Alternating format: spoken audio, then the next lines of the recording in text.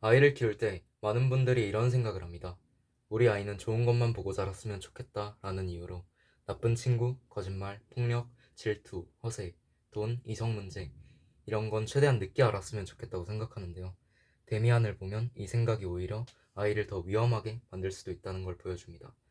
책 초반에 어린 싱클레어는 질 나쁜 무리에 끼려고 하지도 않은 도둑질을 자랑했습니다.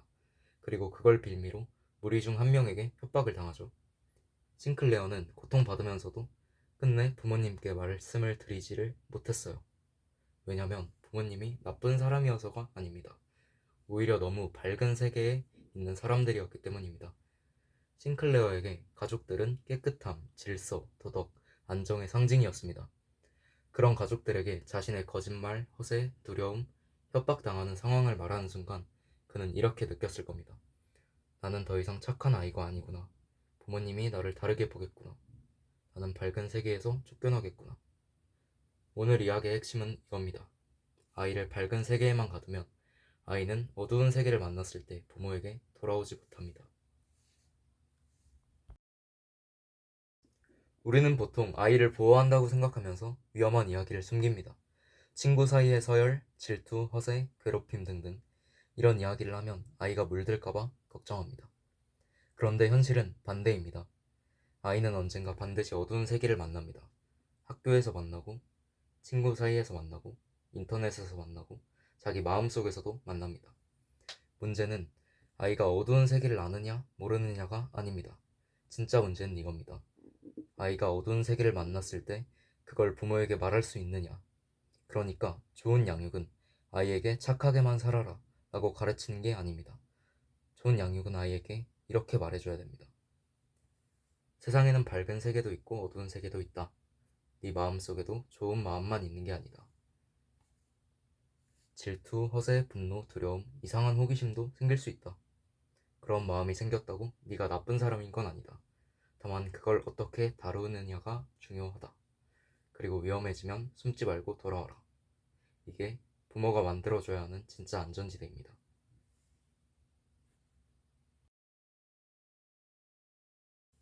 한마디로 부모는 경찰서가 아니라 비상구가 되어야 합니다.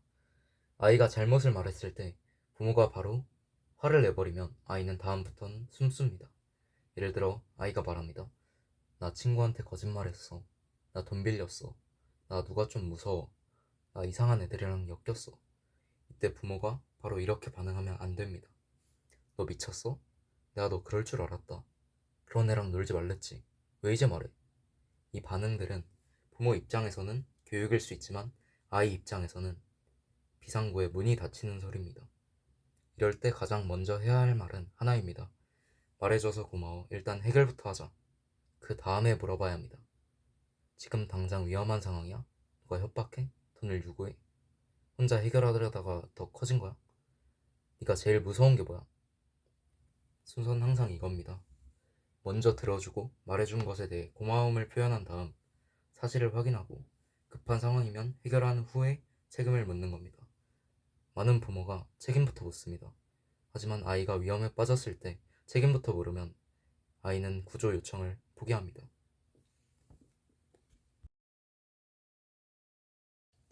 그래서 저는 역할을 나누는 것을 추천합니다. 한 명은 밝은 세계 담당입니다. 규칙, 예의, 책임, 성실함, 공부, 생활습관, 약속 이걸 분명하게 잡아준 사람입니다. 다만 중요한 게 있습니다. 밝은 세계 담당은 판사가 아니라 기준을 세워주는 사람이어야 합니다. 이렇게 말해야 합니다. 그 행동은 잘못됐어. 하지만 네가 나쁜 사람이라는 뜻은 아니야. 책임질 건 책임지자. 대신 해결은 같이 하자. 그리고 다른 한 명은 친근하면서 어두운 얘기도 털어놓을 수 있게 해줘야 합니다. 친구와의 싸움, 질투, 허세, 이성 문제 이런 걸 아이가 말할 수 있는 사람입니다. 예를 들면 아이가 친구와 싸웠다고 했을 때 왜 싸웠어? 너도 잘못했겠지. 이렇게 바로 도덕 수업을 시작하는 게 아니라 이겼어, 졌어, 쪽팔렸어, 화났어, 무서웠어, 걔가 너를 무시했어? 네가 제일 숨기고 싶었던 건 뭐야? 이렇게 물어보는 겁니다. 이건 아이 편만 들자는 게 아닙니다. 아이와 소통하려면 눈높이를 맞춰야 합니다.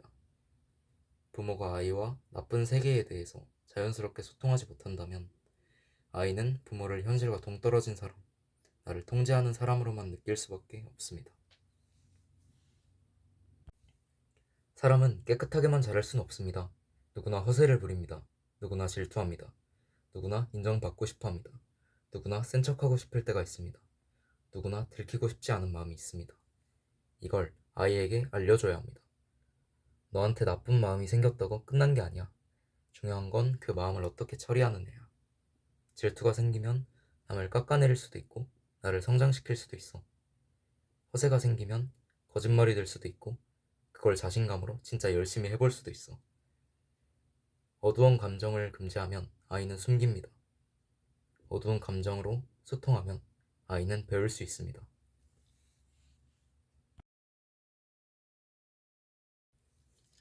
이 영상을 보고 나서 오늘 바로 할 수 있는 건 딱 3가지입니다. 첫 번째, 아이에게 이 문장을 말해주는 겁니다. 네가 잘못한 일이 있어도 위험하면 먼저 말해. 혼나는 건 나중 문제고 무슨 수를 써서라도 해결해줄게. 나한테 너보다 소중한 건 없어. 두 번째로, 작은 고백이 나왔을 때 바로 화내지 않는 겁니다. 속으로는 화가 나도 첫 문장은 이렇게 시작해보세요. 말해줘서 고마워. 일단 어떻게 된 건지 같이 얘기해보자. 세 번째로, 아이에게 어두운 감정의 이름을 알려주는 겁니다. 질투, 허세, 분노, 두려움, 인정욕구, 수치심. 이 감정들을 나쁜 마음이라고만 부르지 말고 사람이라면 생길 수 있는 마음이라고 알려줘야 됩니다. 아이를 밝은 세계에만 가두는 건 보호가 아닐 수 있습니다.